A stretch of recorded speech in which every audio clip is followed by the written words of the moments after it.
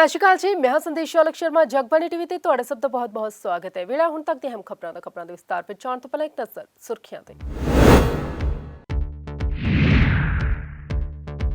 ਸ਼੍ਰੋਮਣੀ ਅਕਾਲੀ ਦਲ ਨੂੰ ਰਾਜੇਵਾਲ ਦਾ ਜਵਾਬ, ਕਿਹਾ ਕਿਸਾਨ ਮੋਰਚਾ ਨੂੰ ਬਦਨਾਮ ਕਰਨ ਦੀ ਕੋਸ਼ਿਸ਼ ਕਰ ਰਹੇ ਅਕਾਲੀ ਨੇਤਾ।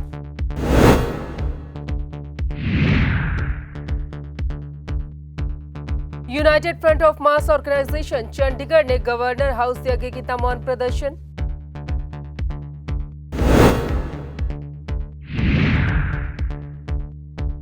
पीयू दे विच भुख हड़ताल ते बैठे अध्यापक। ਤੇ ਹੁਣ ਖਬਰਾਂ ਵਿਸਤਾਰ ਨਾਲ। ਖਬਰਾਂ ਦੀ ਸ਼ੁਰੂਆਤ ਦੇ ਵਿੱਚ ਸਭ ਤੋਂ ਪਹਿਲਾਂ ਗੱਲ ਕਰਦੇ ਹਾਂ ਬਲਵੀਰ ਸਿੰਘ ਰਾਜੇਵਾਲ ਦੀ, ਜਿਨ੍ਹਾਂ ਨੇ ਸ਼੍ਰੋਮਣੀ ਅਕਾਲੀ ਦਲ ਨੂੰ ਹੁਣ ਜਵਾਬ ਦਿੱਤਾ ਹੈ। ਦਰਅਸਲ ਇਹ ਜਵਾਬ ਕਿਸਾਨ ਮੋਰਚਾ ਨੂੰ ਲੈ ਕੇ ਦਿੱਤਾ ਹੈ ਤੇ ਉਹਨਾਂ ਨੇ ਅਕਾਲੀ ਨੇਤਾਵਾਂ ਦਾ ਜ਼ਿਕਰ ਕਰਦੇ ਹੋਏ ਕਿਹਾ ਹੈ ਕਿ ਅਕਾਲੀ ਨੇਤਾ ਕਿਸਾਨ ਮੋਰਚਾ ਨੂੰ ਬਦਨਾਮ ਕਰਨ ਦੀ ਕੋਸ਼ਿਸ਼ ਕਰ ਰਹੇ ਨੇ। ਸ਼੍ਰੋਮਣੀ ਅਕਾਲੀ ਦਲ ਨੇ ਕਾਨਫਰੰਸ ਕੀਤੀ ਹੈ ਜਿਹਦੇ ਵਿੱਚ ਦਿੱਲੀ ਬਾਰਡਰ ਤੇ ਜਿਹੜਾ ਕਿਸਾਨਾਂ ਦਾ ਮੋਰਚਾ ਹੈ ਉਹਨੂੰ ਬਹੁਤ ਬਦਨਾਮ ਕਰਨ ਦੀ ਕੋਸ਼ਿਸ਼ ਕੀਤੀ। ਸਾਨੂੰ ਇਹ ਉਮੀਦ ਨਹੀਂ ਸੀ ਕਿ ਸ਼੍ਰੋਮਣੀ ਅਕਾਲੀ ਦਲ ਇਸ ਤਰ੍ਹਾਂ ਦਾ ਅਟੈਕ ਸਾਡੇ ਤੇ ਕਰੇਗਾ। ਇਹ ਠੀਕ ਹੈ ਵੀ ਜਦੋਂ ਉੱਥੇ ਗਏ ਉੱਥੇ ਕੁਝ ਘਟਨਾਵਾਂ ਵਾਪਰੀਆਂ, ਪਰ ਅਸੀਂ ਵੀ ਇੰਨੇ ਅਵੇਸਲੇ ਨਹੀਂ। 17 ਦਾ ਇਹ ਪ੍ਰੋਗਰਾਮ ਹੈ, 18 ਨੂੰ ਅਸੀਂ ਇੱਕ ਸਪੈਸ਼ਲ ਮੀਟਿੰਗ ਸੱਦੀ ਔਰ 5 ਘੰਟੇ ਮੀਟਿੰਗ ਚੱਲ ਕੇ ਅਸੀਂ ਉਹ ਬੰਦੇ ਆਈਡੈਂਟੀਫਾਈ ਕੀਤੇ। 32 ਦੇ 32 ਕਿਸਾਨ ਜਥੇਬੰਦੀਆਂ ਦੇ ਲੀਡਰ ਉਹ ਬੰਦਿਆਂ ਕੋਲ ਗਏ, ਉਹਨਾਂ ਨੂੰ ਕਿਹਾ ਵੀ ਮੋਰਚਾ ਛੱਡ ਜਾਓ, ਨਹੀਂ ਅਸੀਂ ਤੁਹਾਡੇ ਨਾਲ ਬੁਰੀ ਤਰ੍ਹਾਂ ਪੇਸ਼ ਆਵਾਂਗੇ। ਇਹ ਤੋਂ ਇਲਾਵਾ ਸ਼੍ਰੋਮਣੀ ਅਕਾਲੀ ਦਲ ਦੇ ਕੁਝ ਅਹੁਦੇਦਾਰ ਜਿਹੜੇ ਸੀ, ਕੋਈ ਸ਼੍ਰੋਮਣੀ ਕਮੇਟੀ ਮੈਂਬਰ, ਕੋਈ ਜ਼ਿਲ੍ਹਾ ਪ੍ਰਧਾਨ, ਉਹ ਟੈਲੀਫੋਨ ਤੇ ਗੱਲ ਕਰਦੇ ਰਹੇ ਹੈ। ਮੈਂ ਉਹਦੇ ਲਈ ਉਹਨਾਂ ਤੋਂ ਅਫਸੋਸ ਵੀ ਜ਼ਾਹਰ ਕੀਤਾ ਤੇ ਉਹਨਾਂ ਨੂੰ ਸੈਟੀਸਫਾਈ ਵੀ ਕੀਤਾ। ਤੇ ਇਹ ਗੱਲ ਚੰਗੀ ਨਹੀਂ। ਜੇ ਕੋਈ ਹਮਾਇਤੀ ਹੈ ਤਾਂ ਮੋਰਚੇ ਨੂੰ ਇਸ ਤਰ੍ਹਾਂ ਵੀਡੀਓਜ਼ ਦਿਖਾ ਕੇ ਭੰਡੇ। ਪਰ ਸਾਡੇ ਕੋਲ ਵੀ ਵੀਡੀਓਜ਼ ਨੇ ਜਦੋਂ ਇਹਨਾਂ ਦੇ ਜਿਹੜੇ ਲੋਕੀ ਸੀਗੇ, ਇਹਨਾਂ ਦੇ ਜ਼ਿੰਮੇਵਾਰ ਬੰਦੇ, ਸ਼ਰਾਬ ਦੀਆਂ ਬੋਤਲਾਂ ਗੱਡੀਆਂ 'ਚ ਪਈਆਂ ਸੀ ਤੇ ਅਸੀਂ ਉਹ ਨਹੀਂ ਨਸ਼ਰ ਕਰਾਂਗੇ। ਅਸੀਂ ਕਿਸੇ ਨੂੰ ਇੱਦਾਂ ਬਦਨਾਮ ਕਰਨ ਦਾ ਕੰਮ ਨਹੀਂ ਕਰਾਂਗੇ। ਤਾਂ ਮੈਨੂੰ ਇਸ ਗੱਲ 'ਤੇ ਅਫਸੋਸ ਹੈ ਵੀ ਜੇ ਸਾਡੇ ਹਮਾਇਤੀ ਹੁੰਦੇ ਸ਼੍ਰੋਮਣੀ ਅਕਾਲੀ ਦਲ ਵਾਲੇ, ਉਹਨਾਂ ਦੇ ਮਨ ਵਿੱਚ ਸਤਿਕਾਰ ਹੁੰਦਾ ਕਿਸਾਨਾਂ ਦੇ ਮੋਰਚੇ ਦਾ, ਤਾਂ ਉਹ ਇਹ ਕੰਮ ਕੱਲ੍ਹ ਵਾਲਾ ਕਰ ਨਹੀਂ ਸੀ ਸਕਦੇ। ਸਾਡੇ ਨਾਲ ਬੈਠ ਕੇ ਗੱਲ ਕਰ ਸਕਦੇ ਸੀ, ਅਸੀਂ ਜਵਾਬਦੇਹ ਸੀ। ਫਿਰ ਵੀ ਜੇ ਕਿਸੇ ਨੂੰ ਕਸ਼ਟ ਹੋਇਆ ਮੈਂ ਮਾਫੀ ਵੀ ਮੰਗਦਾ, ਪਰ ਉੱਥੇ ਬਹੁਤ ਸਾਰੇ ਲੋਕੀ ਬੈਠੇ ਨੇ ਮੋਰਚੇ, ਤੁਸੀਂ ਸਾਰੇ ਜਾਣਦੇ ਹੋ, ਦੇਖਦੇ ਹੋ, ਬਹੁਤ ਸਾਰੇ ਤੁਸੀਂ ਉੱਥੇ ਜਾਂਦੇ ਹੋ। ਉੱਥੇ ਏਜੰਸੀਆਂ ਵੀ ਫਿਰ ਤੁਰੀਆਂ ਫਿਰਦੀਆਂ, ਬਹੁਤ ਸਾਰੇ ਐਸੇ ਗਰੁੱਪ ਬੈਠੇ ਨੇ ਜਿਹੜੇ ਹਮੇਸ਼ਾ ਸਾਨੂੰ ਪਰੇਸ਼ਾਨ ਕਰਦੇ ਨੇ, ਜਿਨ੍ਹਾਂ ਨੇ ਉਹਨਾਂ ਨੂੰ ਕਿਤੋਂ ਹੋਰ ਪ੍ਰੋਗਰਾਮ ਆਉਂਦਾ ਹੈ ਤੇ ਉਹਦੇ ਮੁਤਾਬਕ ਰੋਜ਼ ਕੋਈ ਨਾ ਕੋਈ ਉੱਥੇ ਸਾਡੇ ਲਈ ਮੁਸ਼ਕਿਲ ਖੜੀ ਕਰਦੇ ਰਹਿੰਦੇ ਨੇ। ਤਾਂ ਸਾਨੂੰ ਪਤਾ ਅਸੀਂ ਕਿਵੇਂ ਟੈਕਲ ਕਰਕੇ 10 ਮਹੀਨੇ 'ਚ ਅਸੀਂ ਮੋਰਚਾ ਇੱਥੇ ਲੈ ਕੇ ਆਏ ਹਾਂ। ਐਵੇਂ ਮੋਰਚਾ ਨਹੀਂ ਚੱਲਿਆ। ਜੇ ਅਸੀਂ ਅਵੇਸਲੇ ਹੁੰਦੇ ਤਾਂ ਮੋਰਚਾ ਉੱਥੇ ਨਹੀਂ ਸੀ ਪਹੁੰਚਦਾ।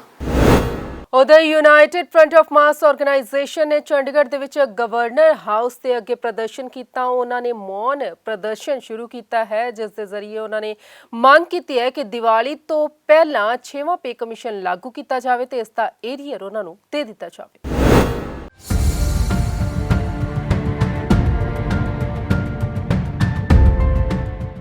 United Front of Mass Organisations Chandigarh ने कर्मचारियों दी मंगां दे मुजाहरे दे द्वारा हल ना होने दे खिलाफ गवर्नर हाउस अगे मुंह उपर चिट्टियां पट्टियां बन के मौन हो के मुजाहरा किया। इस मौके गवर्नर हाउस दे अधिकारी विनीत कुमार ने मंग पत्र लिया ते भरोसा दिवाया कि जल्दी ही प्रशासन दे अधिकारी फ्रंट दी लीडरशिप नाल मुलाकात करनगे ते यूनाइटेड फ्रंट दे प्रधान श्याम लाल कावरी, महासकत्तर राकेश कुमार ते चेयरमैन सतिंदर सिंह ने प्रेस जानकारी देंदे कहा कि चंडीगढ़ के मजदूर मुलाजमां दी मंगां नूं हल करन लई यूटी कर्मचारियों ने 6 सितंबर नूं नगर निगम के दफ्तर के बाहर गवर्नर हाउस का घिराव करने के लिए विशाल रैली करनी सी, लेकिन एसडीएम सेंट्रल तेजदीप सिंह सैनी ने धरना मुजाहरा कर रहे कर्मचारियों के नाल धरने ते पहुंच के मंग पत्र लिया सी ते जिस तो बाद उन्होंने यूटी प्रशासन नूं पत्र लिख के कर्मचारियों दी मंगां नूं हल करन लई कहा सी, लेकिन अजे तक यूटी प्रशासन के किसी भी अधिकारी ने कर्मचारियों दे नाल गलबात नहीं की ते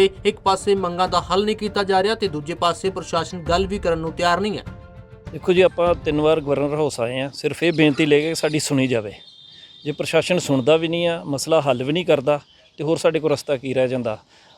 6 सितंबर ਨੂੰ ਆਪਾਂ 5000 ਮੁਲਾਜ਼ਮ ਸਾਡੇ ਇਕੱਠੇ ਹੋਏ ਕਾਰਪੋਰੇਸ਼ਨ ਦੇ ਸਾਹਮਣੇ ਤੇ ਉੱਥੇ ਆਪਾਂ ਗਵਰਨਰ ਹਾਊਸ ਨੂੰ ਕੂਚ ਕਰਨਾ ਸੀ, ਪਰ ਸੈਂਟਰਲ ਦੇ ਜਿਹੜੇ ਐਸਡੀਐਮ ਆ ਤੇਜਦੀਪ ਸੈਣੀ ਸਾਹਿਬ, ਉਹਨਾਂ ਨੇ ਆਣ ਕੇ ਮੰਗ ਪੱਤਰ ਸਾਡੇ ਕੋਲ ਲਿਆ ਤੇ ਉਹਨਾਂ ਨੇ ਉਹ ਮੰਗ ਪੱਤਰ ਸਾਡਾ ਗਵਰਨਰ ਸਾਹਿਬ ਨੂੰ ਭੇਜ ਵੀ ਦਿੱਤਾ ਕਿ ਇਹਨਾਂ ਨਾਲ ਗੱਲਬਾਤ ਕੀਤੀ ਜਾਵੇ, ਪਰ ਕੋਈ ਸਾਨੂੰ ਸੱਦਾ ਪੱਤਰ ਨਹੀਂ ਆਇਆ ਅੱਜ ਤੱਕ। ਪਿਛਲੇ ਲੰਬੇ ਸਮੇਂ ਤੋਂ ਆਪਾਂ ਸੰਘਰਸ਼ੀਲ ਹਾਂ ਤੇ ਲੋਕ ਤੰਗ ਆ। ਚੰਡੀਗੜ੍ਹ ਦੇ ਵਿੱਚ ਹਾਹਾਕਾਰ ਮੱਚੀ ਪਈ ਆ। ਠੇਕੇਦਾਰ 3-3 ਮਹੀਨੇ ਸੈਲਰੀ ਨਹੀਂ ਦਿੰਦਾ। ਸੈਲਰੀ ਪਾਉਣ ਤੋਂ ਪਹਿਲਾਂ ਪੈਸੇ ਮੰਗੇ ਜਾਂਦੇ ਆ, ਉਹਨਾਂ ਦੇ ਅਕਾਊਂਟ 'ਚ ਪੈਸੇ ਜਮ੍ਹਾਂ ਕਰਾਉਂਦੇ ਆ ਮੁਲਾਜ਼ਮ ਤੇ ਫਿਰ ਜਾ ਕੇ ਸੈਲਰੀ ਰਿਲੀਜ਼ ਹੁੰਦੀ ਆ। ਜਦੋਂ ਰੀਅੰਗੇਜਮੈਂਟ ਦਾ ਸਮਾਂ ਆਉਂਦਾ, ਠੇਕੇਦਾਰ ਬਦਲਦਾ, ਉਦੋਂ 25,000 30,000 ਬੋਲੀ ਲੱਗਦੀ ਆ। ਇਹ ਧੱਕੇਸ਼ਾਹੀ ਚੰਡੀਗੜ੍ਹ ਦੇ ਵਿੱਚ ਚੱਲ ਰਹੀ। ਚੰਡੀਗੜ੍ਹ ਪ੍ਰਸ਼ਾਸਨ ਦੀਆਂ ਅੱਖਾਂ ਦੇ ਥੱਲੇ ਐਡਵਾਈਜ਼ਰ ਸਾਹਿਬ ਦੇ ਆਰਡਰ ਆ ਕਿ ਜੇ ਕੋਈ ਪੈਸੇ ਮੰਗਦਾ ਵਾ ਉਹਦੇ ਖਿਲਾਫ ਕਾਰਵਾਈ ਕੀਤੀ ਜਾਵੇ। ਔਨ ਰਿਕਾਰਡ ਆ, ਪਰ ਕੋਈ ਕਾਰਵਾਈ ਨਹੀਂ ਹੋ ਰਹੀ। ਵਿਜੀਲੈਂਸ ਦੀ ਇਨਕੁਆਇਰੀ ਚੱਲ ਰਹੀ ਆ। ਉੱਥੇ ਲੋਕਾਂ ਸਬੂਤ ਦਿੱਤੇ ਆ ਕਿ ਇਹ ਠੇਕੇਦਾਰ ਦਾ ਨੰਬਰ ਆ, ਇਹਦੇ ਵਿੱਚ ਆਪਾਂ ਪੈਸੇ ਜਮ੍ਹਾਂ ਕਰਾਉਂਦੇ ਆ, ਫਿਰ ਸੈਲਰੀ ਰਿਲੀਜ਼ ਹੁੰਦੀ, ਕੋਈ ਐਕਸ਼ਨ ਨਹੀਂ ਹੋ ਰਿਹਾ। ਉਹ ਵੀ ਲਗਾਤਾਰ ਇਨਕੁਆਇਰੀ ਚੱਲੀ ਜਾਂਦੀ ਹੈ, ਪਰ ਉਹਦੇ 'ਤੇ ਕੋਈ ਐਕਸ਼ਨ ਹਜੇ ਤੱਕ ਨਹੀਂ ਹੋ ਰਿਹਾ। ਆਪਾਂ ਪ੍ਰਸ਼ਾਸਨ ਨੂੰ ਬੇਨਤੀ ਕਰ ਰਹੇ ਹਾਂ ਕਿ ਸੁਣੀ ਜਾਵੇ ਮੁਲਾਜ਼ਮਾਂ ਦੀ, ਇਹਨਾਂ ਦੀ ਮੁਲਾਜ਼ਮਾਂ ਦੀ ਸੁਣੀ ਜਾਵੇ ਤਾਂ ਜੋ ਆਪਾਂ ਸੁਰਖਰੂ ਹੋ ਕੇ ਬੈਠ ਸਕੀਏ। ਘੱਟੋ ਘੱਟ ਠੇਕੇਦਾਰਾਂ ਨੂੰ ਤਾਂ ਨਕੇਲ ਪਾਓ। ਚੰਡੀਗੜ੍ਹ ਪ੍ਰਸ਼ਾਸਨ ਨੇ ਨੋਟੀਫਿਕੇਸ਼ਨ ਕਰਤੀ ਪੇ ਸਕੇਲ ਦੀ, ਪੇ ਸਕੇਲ ਲਾਗੂ ਨਹੀਂ ਹੋ ਰਹੇ। ਉਹ ਵੀ ਆਪਾਂ ਇਹਨਾਂ ਨੂੰ ਕਹਿ ਰਹੇ ਦੀਵਾਲੀ ਤੋਂ ਪਹਿਲਾਂ ਸਾਰਿਆਂ ਨੂੰ ਏਰੀਅਰ ਦਿੱਤਾ ਜਾਵੇ, ਉਹਦੇ ਬਾਰੇ ਵੀ ਕੋਈ ਗੌਰ ਨਹੀਂ ਕਰ ਰਹੇ। ਆਂਦੇ ਜੀ ਏਰੀਅਰ ਨਹੀਂ ਦੇਣਾ, ਮਤਲਬ ਉਲਟੇ ਪਾਸੇ ਪ੍ਰਸ਼ਾਸਨ ਚੱਲ ਰਿਹਾ, ਸੁਣ ਵੀ ਨਹੀਂ ਰਿਹਾ, ਕੰਮ ਕਰ ਨਹੀਂ ਰਿਹਾ। ਆਪਾਂ 25 ਤਰੀਕ ਨੂੰ ਆਪਣੀ ਵਰਕਿੰਗ ਕਮੇਟੀ ਦੀ ਜਨਰਲ ਹਾਊਸ ਦੀ ਮੀਟਿੰਗ ਬੁਲਾ ਲਈ ਆ। ਉਹਦੇ ਵਿੱਚ ਅਗਲਾ ਫੈਸਲਾ ਆਪਾਂ ਅਵੱਸ਼ਯ ਕਰਾਂਗੇ ਵੀ ਕੀ ਕਰਨਾ ਜੇ ਪ੍ਰਸ਼ਾਸਨ ਸਾਡੇ ਨਾਲ ਗੱਲਬਾਤ ਕਰਕੇ ਸਾਡੇ ਮਸਲੇ ਹੱਲ ਨਹੀਂ ਕਰਦਾ। ਕਰਮਚਾਰੀਆਂ ਦਾ ਕਹਿਣਾ ਹੈ ਕਿ ਆਊਟਸੋਰਸਡ ਵਰਕਰਾਂ ਦਾ ਜੈਮ ਪੋਰਟਲ ਦੇ ਠੇਕੇਦਾਰ ਲਗਾਤਾਰ ਆਰਥਿਕ ਸ਼ੋਸ਼ਣ ਕਰ ਰਹੇ ਨੇ ਤੇ ਪ੍ਰਸ਼ਾਸਨ ਇਸ ਤੇ ਤੁਰੰਤ ਸਖਤ ਕਾਰਵਾਈ ਕਰੇ ਤੇ ਆਊਟਸੋਰਸ ਵਰਕਰਾਂ ਦੇ ਲਈ ਸਿਕਿਉਰਡ ਪਾਲਿਸੀ ਬਣਾਵੇ ਤੇ 6ਵਾਂ ਪੇ ਕਮਿਸ਼ਨ ਲਾਗੂ ਕਰਕੇ ਦਿੱਲੀ ਦੀ ਤਰ੍ਹਾਂ ਏਰੀਅਰ ਦਿੱਤਾ ਜਾਵੇ। ਜਗਬਾਣੀ ਟੀਵੀ ਲਈ ਚੰਡੀਗੜ੍ਹ ਤੋਂ ਕੁਲਦੀਪ ਕੁਮਾਰ ਦੀ ਰਿਪੋਰਟ। ਉਹਦੇ ਪੇ ਕਮਿਸ਼ਨ ਨੂੰ ਲਾਗੂ ਕਰਵਾਉਣ ਦੀ ਮੰਗ ਨੂੰ ਲੈ ਕੇ ਚੰਡੀਗੜ੍ਹ ਦੇ ਵਿੱਚ ਪੰਜਾਬ ਯੂਨੀਵਰਸਿਟੀ ਦੇ ਜੋ ਅਧਿਆਪਕ ਨੇ ਉਹ ਵੀ ਭੁੱਖ ਹੜਤਾਲ ਤੇ ਬੈਠੇ ਨੇ। 5 ਸਤੰਬਰ ਤੋਂ ਭੁੱਖ ਹੜਤਾਲ ਤੇ ਬੈਠੇ ਨੇ ਤੇ 17 ਦਿਨ ਹੋ ਗਏ ਉਹਨਾਂ ਨੂੰ ਭੁੱਖ ਹੜਤਾਲ ਤੇ ਬੈਠੇ ਹੋਏ। ਪੇਸ਼ ਹੈ ਰਿਪੋਰਟ।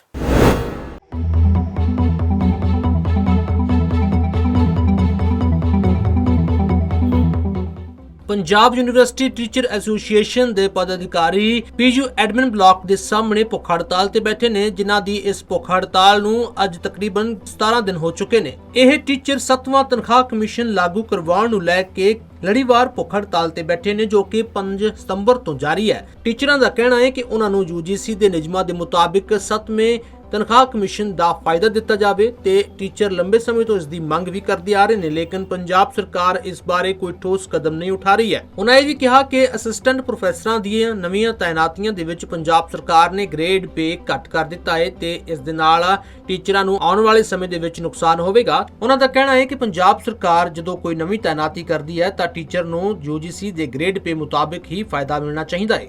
देश में ये लागू हो चुकी है 7th पे कमीशन कम से कम, तो पंजाब क्यों उससे पीछे रह रहा है? इसलिए हम उस दिन बैठे थे। अब फिर से हमें एक थोड़ी सी जो आशा की किरण दिखाई दी है, क्योंकि पंजाब के चीफ मिनिस्टर अब बदल चुके हैं। तो जैसे कि पहले मृत्युंजय जी ने भी बताया कि उनका कनेक्शन है पंजाब यूनिवर्सिटी से, चंडीगढ़ के कॉलेजेस से भी। तो सबसे पहले तो हम पूटा की तरफ से, पंजाब यूनिवर्सिटी के जितने भी टीचर्स हैं उनकी तरफ से, और पी फैक्टो के भी जितने एसोसिएशंस हैं उनकी तरफ से हम उनको मुबारकबाद देते हैं और ये आस भी करते हैं कि उन्होंने जो कल स्टेटमेंट दी है कि मेरी फैमिली में भी बहुत सारे कर्मचारी हैं, तो मैं कर्मचारियों का हितैषी हूँ और उनसे मैं अपील करता हूँ कि वो अपनी अपनी हड़ताल छोड़ के मुझे थोड़ा समय दें। ऐसा है कि समय देने में हमें ये बिल्कुल हम एक्सट्रीम पे क्यों आए? जो 6th पे कमीशन लागू हुआ है उनकी अनोमली से लेके लोग हड़ताल पे बैठे हुए हैं। जो टीचर्स का उनका तो अभी तक इशू पिक भी नहीं हुआ, वो तो फाइल भी स्टार्ट नहीं हुई।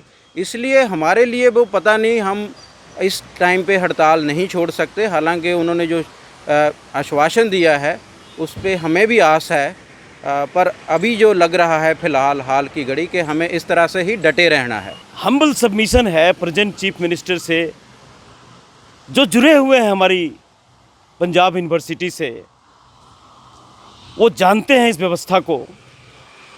चंडीगढ़ के कॉलेज से भी उनका जुड़ाव रहा है। तो पूरे तौर पर मैं कह सकता हूँ कि शिक्षा व्यवस्था में केवल वो उससे जुड़ कर के जो है वो यहाँ तक नहीं पहुँचे हैं, बल्कि उनको पूरा इसका नॉलेज है। तो अब उन्होंने 2 दिन पहले इस पद पर जो है आए हैं, तो आपके चैनल के माध्यम से मैं उनसे विनती करता हूँ कि 17 दिन से वो समाज का वो वर्ग बैठा हुआ है जो समाज को जो है नेशन बिल्डिंग का काम करता है, जिसके पास ऐसा और कोई साधन नहीं है जिस चीज़ के लिए वो यहाँ लड़ रहा है। वो बस अपना काम करता है, दिन रात मेहनत करता है, लैब में रिसर्च करता है, लेकिन दुर्भाग्य ये है कि 6 साल से जो है वो वर्ग बैठा हुआ है जिसकी बात नहीं मानी जा रही है।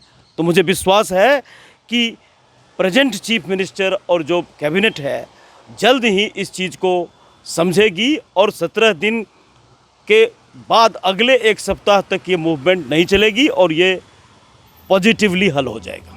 ਭੁੱਖ ਹੜਤਾਲ ਤੇ ਬੈਠੇ ਇਹਨਾਂ ਟੀਚਰਾਂ ਦਾ ਇਹ ਕਹਿਣਾ ਹੈ ਕਿ ਜਦੋਂ ਤੱਕ ਉਹਨਾਂ ਦੀਆਂ ਮੰਗਾਂ ਪੂਰੀਆਂ ਨਹੀਂ ਹੁੰਦੀਆਂ ਉਦੋਂ ਤੱਕ ਉਹਨਾਂ ਦੀ ਇਹ ਲੜੀਵਾਰ ਹੜਤਾਲ ਐਵੇਂ ਹੀ ਜਾਰੀ ਰਹੇਗੀ। ਜਗਬਾਣੀ ਟੀਵੀ ਲਈ ਚੰਡੀਗੜ੍ਹ ਤੋਂ ਕੁਲਦੀਪ ਕੁਮਾਰ ਦੀ ਰਿਪੋਰਟ।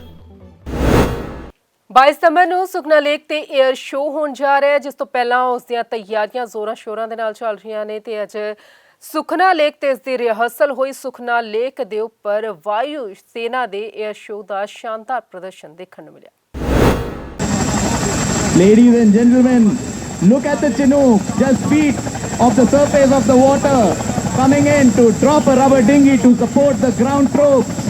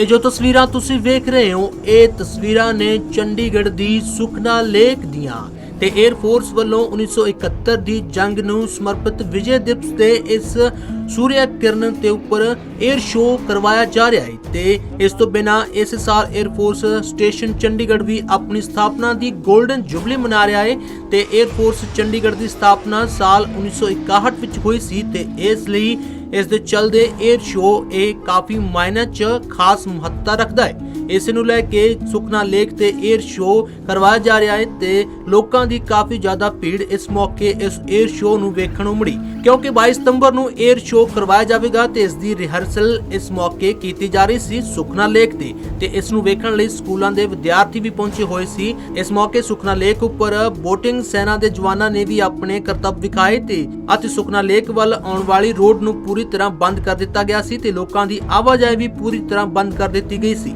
ਚੰਡੀਗੜ੍ਹ ਤੋਂ ਜਗਬਾਣੀ ਟੀਵੀ ਲਈ ਭਗਵਤ ਸਿੰਘ ਦੀ ਰਿਪੋਰਟ।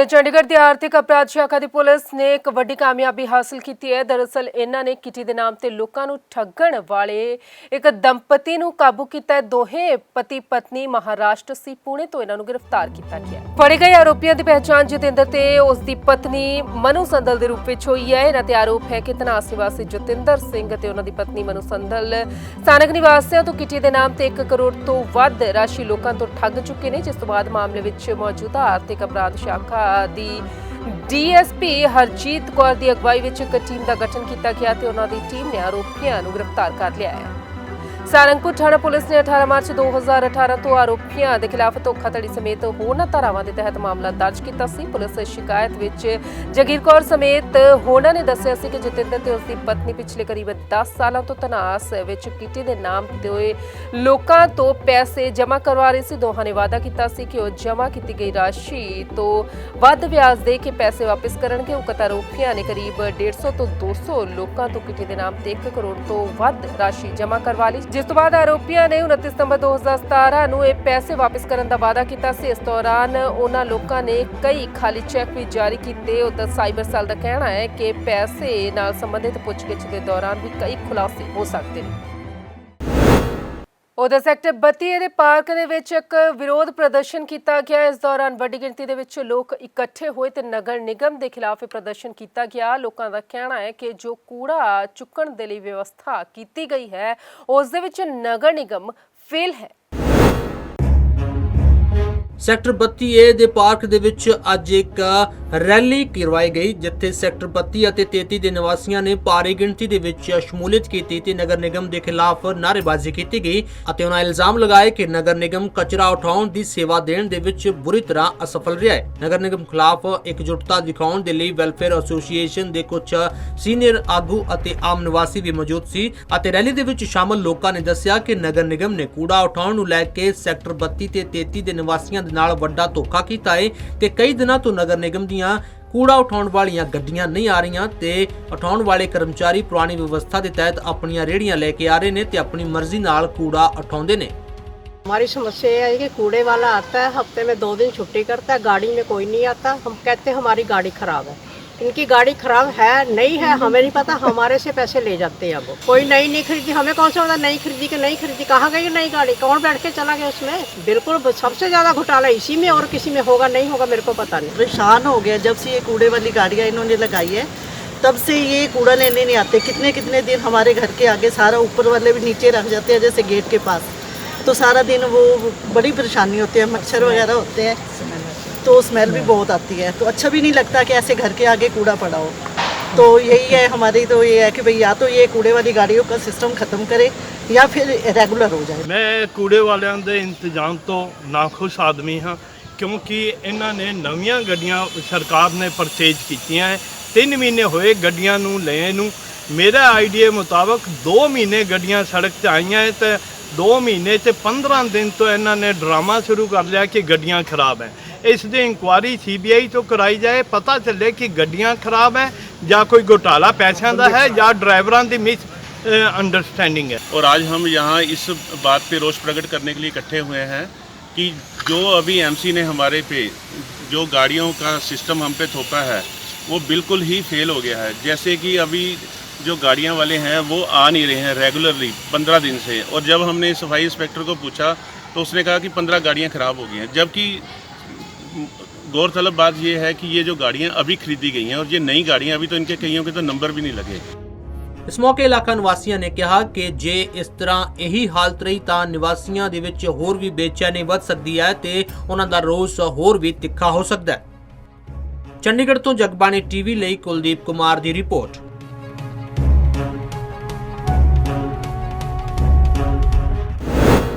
ਚੰਡੀਗੜ੍ਹ ਦੇ ਵਿੱਚ ਪਾਰਕਿੰਗ ਦੀ ਸਮੱਸਿਆ ਲਗਾਤਾਰ ਪਿਛਲੇ ਕਾਫੀ ਸਮੇਂ ਤੋਂ ਆ ਰਹੀ ਹੈ। ਐਡਵਾਈਜ਼ਰ ਵੱਲੋਂ ਹਦਾਇਤ ਵੀ ਦਿੱਤੀ ਗਈ ਸੀ ਕਿ ਇਸ ਵੱਲ ਖਾਸ ਧਿਆਨ ਦਿੱਤਾ ਜਾਵੇ। ਉਧਰ ਲਗਾਤਾਰ ਇਸ ਨੂੰ ਲੈ ਕੇ ਕਈ ਤਰ੍ਹਾਂ ਦੀਆਂ ਗੱਲਾਂ ਵੀ ਕਹੀਆਂ ਗਈਆਂ, ਪਰ ਇੰਨਾ ਕੁਝ ਹੋਣ ਦੇ ਬਾਵਜੂਦ ਵੀ ਹਾਲੇ ਤੱਕ ਸਮੱਸਿਆ ਜਿਉਂ ਦੀ ਤਿਉਂ ਬਣੀ ਹੋਈ ਹੈ।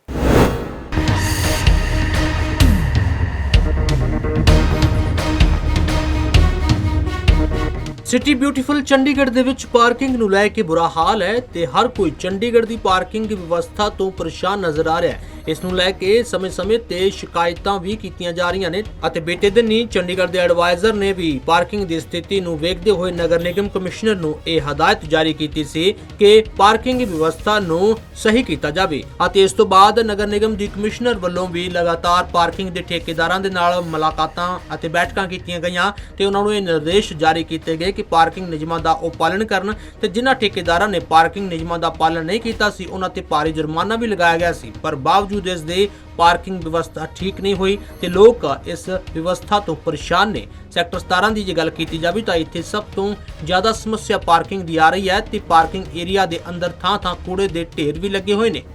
बिल्कुल सेक्टर 17 को हार्ट ऑफ सिटी कहा जाता है, बट यहाँ पर जो एडमिनिस्ट्रेशन का रवैया है सेक्टर 17 को पीछे करने वाला ही लग रहा है। ये देखो यहाँ कूड़े के ढेर लगे हुए हैं हर मोड़ पे, हर जगह पे। ये नए टॉयलेट बन रहे हैं, यहाँ पर देख लो मतलब कि नए बन रहे हैं, पहले वाले को और ख़राब कर रहे हैं। हर तरफ मतलब कि जहाँ पर भी नज़र घुमा के देखो वहाँ पर आपको कूड़े के ढेर मिलेंगे। पार्किंग में तो पूछो ही ना जी, पार्किंग के नाम पे टोल टैक्स है यहाँ पर। सिर्फ एक मतलब कि पता नहीं अब कैसे एजुकेटेड बंदे जो खड़े किए हुए हैं उनके ना वर्दी है, ना कोई पर्ची है, ना कोई आई कार्ड है। नहीं, ये ਅਸੀਂ ਕਾਫੀ ਦੇਰ ਤੋਂ ਮੁੱਦਾ ਚੱਕ ਰਹੇ ਹਾਂ ਕਿ ਵੀ ਜਿਹੜੀ ਪਾਰਕਿੰਗ ਹੈ ਸਿਰਫ ਇਹ ਟੋਲ ਟੈਕਸ ਹੈ, ਇਹਦੀ ਪਾਰਕਿੰਗ ਦਾ ਨਾਮ ਦੀ ਕੋਈ ਚੀਜ਼ ਨਹੀਂ ਹੈ। ਸ਼ੁਰੂ 'ਚ ਪਰਚੀ ਕੱਟਦੇ ਨੇ। ਅਸੀਂ ਵਪਾਰ ਮੰਡਲ ਨੂੰ 10 ਮਿੰਟ ਪਾਰਕਿੰਗ ਫ੍ਰੀ ਕਰਾਈ ਸੀਗੀ ਕਿ 10 ਮਿੰਟ ਜਿਹੜੇ ਪਿਕ ਐਂਡ ਡ੍ਰੌਪ ਵਾਸਤੇ ਪਾਰਕਿੰਗ ਦਾ ਕੋਈ ਚਾਰਜ ਨਹੀਂ ਸੀ ਲੱਗਣਾ। ਇਹ ਹੁਣ ਕੀ ਇਹਨਾਂ ਨੂੰ ਬੜੀ ਵਾਰੀ ਕਹਿ ਵੀ ਚੁੱਕੇ ਆ, ਪਰ ਇਹ ਕੀ ਕਰਦੇ ਨੇ 17 ਦੀ ਜਿੰਨੀਆਂ ਵੀ ਤਕਰੀਬਨ ਪਾਰਕਿੰਗ ਨੇ ਐਂਟਰੀ ਟੈਕਸ ਹੈ, ਇਹ ਤੋਂ ਦੀ ਪੇਮੈਂਟ ਲੈਂਦੇ ਨੇ। ਨਾ ਇਹਨਾਂ ਦੇ ਵਰਦੀ ਹੁੰਦੀ ਹੈ। ਕਿਸ ਤਰ੍ਹਾਂ ਤੁਹਾਡੀ ਗੱਡੀ ਦੇ ਅੱਗੇ ਆ ਕੇ ਇੱਕਦਮ ਬੰਦਾ ਅੱਗੇ ਆ ਜਾਂਦਾ ਵੀ ਥੋੜੀ ਵਰਦੀ ਪਾਈ ਹੋਵੇ, ਪਤਾ ਲੱਗਦਾ ਕਿ ਵੀ ਬੰਦੀ ਪਾਈ ਹੈ। ਅੰਦਰੋਂ ਦੀ ਤੁਸੀਂ ਦੇਖ ਸਕਦੇ ਹੋ ਪਾਰਕਿੰਗ ਦਾ ਬੁਰਾ ਹਾਲ ਹੈ ਕਿ ਸਕੂਟਰ ਦੀ ਜਗ੍ਹਾ 'ਤੇ ਮੋਟਰਸਾਈਕਲ ਆਪਣਾ ਕਾਰਾਂ ਲੱਗੀਆਂ ਹੋਈਆਂ ਨੇ, ਕਾਰਾਂ ਦੀ ਜਗ੍ਹਾ 'ਤੇ ਸਕੂਟਰ ਲੱਗੇ ਨੇ, ਜਿਸ ਕਰਕੇ ਪਾਰਕਿੰਗ ਹਫ਼ਤੇ ਦੇ ਵਿੱਚ 2 ਜਾਂ 3 ਵਾਰੀ ਇੱਥੇ ਸਾਨੂੰ ਟ੍ਰੈਫਿਕ ਪੁਲਿਸ ਬੁਲਾਉਣੀ ਪੈਂਦੀ ਹੈ, ਜਿਸ ਦੇ ਨਾਲ ਕੀ ਹੁੰਦਾ ਕਿ ਵੀ ਇਹ ਗੱਡੀਆਂ ਜਿਹੜੇ ਗੱਡੀ ਦੇ ਪਿੱਛੇ ਗੱਡੀ ਲਗਾ ਜਾਣਗੇ, ਇੱਕੋ ਬੰਦਾ ਅੱਗੇ ਹੋਏਗਾ, ਇੱਕ ਬੰਦਾ ਉੱਧਰ ਹੋਏਗਾ, ਜਿਹਦਾ ਕੰਮ ਸਿਰਫ ਟੈਕਸ ਆਪਣਾ ਪਰਚੀ ਕੱਟਣਾ ਹੈ। ਉਸ ਤੋਂ ਇਲਾਵਾ ਇੱਥੇ ਕੋਈ ਕੰਮ ਨਹੀਂ ਹੁੰਦਾ। ਤਾਂ ਇਹਦੀ ਆਪਾਂ ਹੁਣ ਵੀ ਸ਼ਿਕਾਇਤ ਕਰਕੇ ਆਏ ਹਾਂ, ਪਹਿਲਾਂ ਵੀ ਬੋਲ ਕੇ ਆਏ ਹਾਂ। ਇਸ ਨੂੰ ਲੈ ਕੇ ਜਦੋਂ ਚੰਡੀਗੜ੍ਹ ਦੇ ਐਡਵਾਈਜ਼ਰ ਦੇ ਨਾਲ ਗੱਲਬਾਤ ਕੀਤੀ ਗਈ ਤਾਂ ਉਹਨਾਂ ਕਿਹਾ ਕਿ ਚੰਡੀਗੜ੍ਹ 'ਚ ਪਾਰਕਿੰਗ ਵਿਵਸਥਾ ਨੂੰ ਠੀਕ ਕੀਤਾ ਜਾਣਾ ਜ਼ਰੂਰੀ ਹੈ ਤੇ ਇਸ ਨੂੰ ਲੈ ਕੇ ਉਹਨਾਂ ਨੇ ਦਿਸ਼ਾ ਨਿਰਦੇਸ਼ ਜਾਰੀ ਵੀ ਕੀਤੇ ਸੀ। ਪਰ ਬਾਵਜੂਦ ਇਸ ਦੇ ਪਾਰਕਿੰਗ ਠੇਕੇਦਾਰ ਨਿਯਮਾਂ ਦਾ ਪਾਲਣ ਨਹੀਂ ਕਰ ਰਹੇ ਤੇ ਲੇਕਿਨ ਉਹਨਾਂ ਤੇ ਸਖਤ ਕਾਰਵਾਈ ਜ਼ਰੂਰ ਕੀਤੀ ਜਾਵੇਗੀ। दो चीज़ें हैं इसमें, दो चीज़ें आपने बोली कि पार्किंग पे लड़ाई झगड़े होते हैं और दूसरा पार्किंग का सिस्टम। पार्किंग के सिस्टम को लेके हम काफ़ी दिनों से कमिश्नर म्यूनसिपल कॉरपोरेशन आनंदिता काफ़ी रोज़ डेली बेसिस पे काम चल रहा है। उस सिस्टम में क्या खामियां हैं, उसको कैसे इम्प्रूव किया जा सकता है, तो उस पर इम्प्रूवमेंट की जा रही हैं। और दूसरा जो है कि आप अगर लोगों में ही इनडिसिप्लिन होगा, अगर लोग सिस्टम को फॉलो नहीं करना चाहेंगे तो फिर उसका तो कोई इलाज होता नहीं है। तो फिर उसका तो फिर एक तरह से यह कि या तो फ़ाइन करो, उनको पेनलाइज करो, तो वो भी हम लोग करेंगे अगर ये सिस्टम ठीक नहीं होगा तो। लेकिन ये दोनों साइड से कोऑपरेशन होना चाहिए। हम लोग अपने सिस्टम को सुधारने की कोशिश कर रहे हैं और लोगों को ये करना चाहिए कि वो अपने आप को डिसिप्लिन करें और ठीक पूरे सिस्टम को फॉलो करें। ਦੱਸਿਆ ਜਾ ਰਿਹਾ ਹੈ ਕਿ ਪਾਰਕਿੰਗ ਦੀ ਸ਼ੁਰੂਆਤ ਦੇ ਵਿੱਚ ਸੀਸੀਟੀਵੀ ਕੈਮਰੇ ਹੋਣਾ ਲਾਜ਼ਮੀ ਨੇ ਤੇ ਪਾਰਕਿੰਗ ਕਰਿੰਦੇ ਦਾ ਐਡਰੈਸ ਪਾਉਣਾ ਤੇ ਹੋਰ ਵੀ ਕਈ ਨਿਯਮ ਠੇਕੇਦਾਰ ਪਾਲਣ ਨਹੀਂ ਕਰ ਰਹੇ ਤੇ ਜੇ ਉਹ ਪਾਲਣ ਨਹੀਂ ਕਰਦੇ ਤਾਂ ਲੋਕਾਂ ਨੂੰ ਪਰੇਸ਼ਾਨੀ ਆਉਂਦੀ ਹੈ ਅਤੇ ਇਸ ਨੂੰ ਲੈ ਕੇ ਚੰਡੀਗੜ੍ਹ ਦੇ ਐਡਵਾਈਜ਼ਰ ਵੱਲੋਂ ਆਉਣ ਵਾਲੇ ਸਮੇਂ ਦੇ ਵਿੱਚ ਸਖਤ ਕਾਰਵਾਈ ਕਰਨ ਦੀ ਗੱਲ ਵੀ ਆਖੀ ਹੈ। ਚੰਡੀਗੜ੍ਹ ਤੋਂ ਜਗਬਾਣੀ ਟੀਵੀ ਲਈ ਭਗਵਤ ਸਿੰਘ ਦੀ ਰਿਪੋਰਟ। रुख मौसम का कर लेने तो रात तो पै रहे मीह ने लोगों को थोड़ी जी खुशी दी। गर्मी तो थोड़ी जी राहत मिली पर दोपहर होंदियां तक गर्मी ने फिर तो अपना उही रूप दिखाना शुरू कर दिता सी। तापमान की जो गल की जाए तो अज वध तापमान 34 डिग्री सैल्सियस से घट्टो घट्ट तापमान 27.2 डिग्री सैल्सियस दर्ज किया गया। नमी 78% रही। तो अज इस बुलेटिन दे विच बस इन्ना ही, फिर होगी मुलाकात। सत श्री अकाल।